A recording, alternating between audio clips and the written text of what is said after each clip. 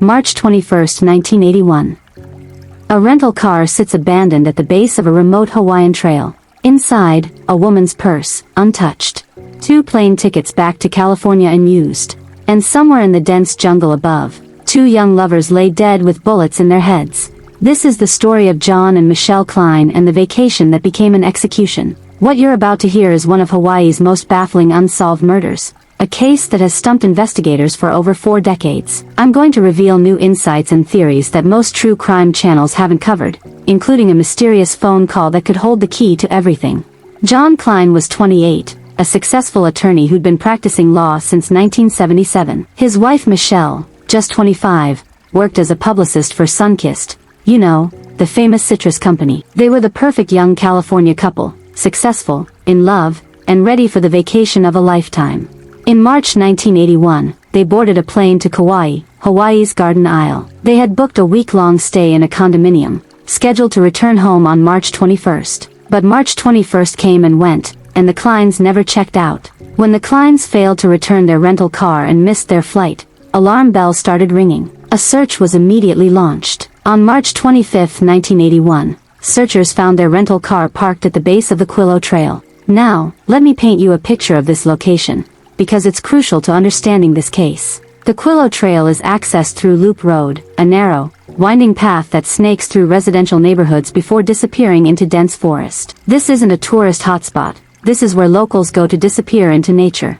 Search and rescue teams with specially trained dogs began combing the trail. What they found 4 days later would shock even seasoned investigators. About 150 feet down what locals call a pig trail, basically an animal path off the main hiking route, they discovered the bodies of John and Michelle Klein. Both had been shot to death. John was found lying face up, wearing only shorts and hiking boots, no shirt. His wallet was still in his pocket, cash intact. Michelle was found lying over him, as if trying to protect him even in death. Here's where this case becomes truly baffling. Michelle's purse was found in their rental car completely untouched. Money, jewelry, credit cards, everything was still there. This immediately ruled out robbery as a motive.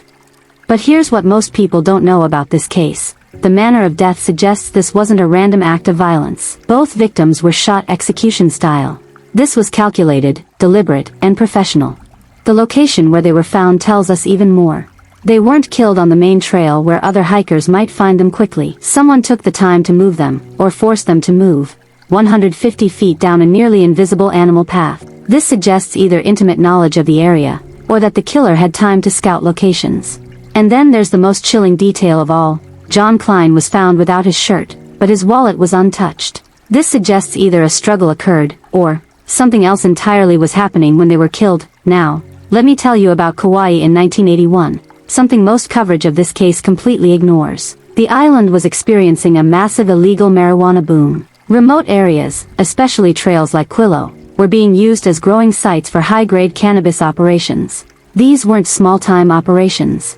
We're talking about serious money, serious people, and serious consequences for anyone who stumbled onto the wrong trail at the wrong time. Think about it. John and Michelle were young, fit, adventurous. They probably decided to explore beyond the main trail, maybe looking for a more secluded spot for photos or just to experience the real Hawaii away from other tourists. But what if they walked into something they weren't supposed to see? What if they accidentally discovered a marijuana growing operation worth hundreds of thousands of dollars? In 1981, that was enough to kill 4, no witnesses, no exceptions. But here's the detail that keeps me up at night, and it's something most true crime channels have completely overlooked. During the investigation, police received a brief phone call from a woman. She hung up before providing any details, but investigators later believed she may have been calling from San Francisco. San Francisco. Think about that. John and Michelle were from California. This wasn't some random local who knew something. This was potentially someone from their world, their life back home.